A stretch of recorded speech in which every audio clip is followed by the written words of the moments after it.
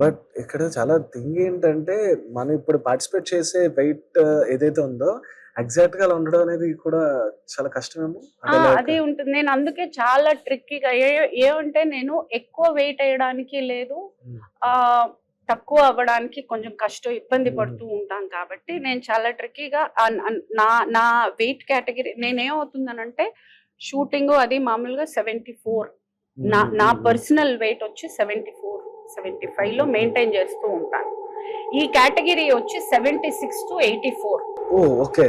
76-84 weight category నాది. హుహు. అదేమవుతుందనంటే correct గా మనకి కాంపిటీషన్ వచ్చేటప్పుడు ఆ 2 కేజీస్ అంత ఏం లేవు, బిర్యానీ తింటే వచ్చేస్తుంది.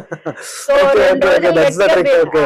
ఆ 2 రోజులు గట్టిగా బిర్యానీ తిన్నానంటే 77, 78లో ఉంటాను.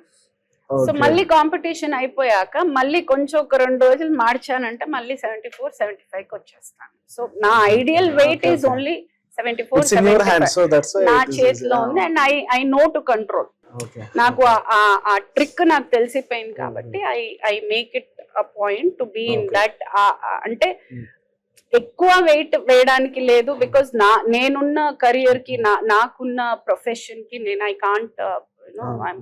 అది కాక చాలా అందమైన అమ్మ అనేసి ఒక పేరు ఉంది కాబట్టి ఐ కెనాట్ పుట్ ఆన్. హ్మ్. ఇప్పుడు ఆ! యాజ్ ఆ! ఇట్ ఈస్ నా ఫ్రేమ్ పెద్దది కానీ I'm not a fat women, హ్మ్. ఐఎమ్ హ్మ్. A healthy looking women. So ఇది నేను క్రాస్ చేయడానికి లేదు కాబట్టి ఐ కీప్ మెయింటైన్. ఓకే.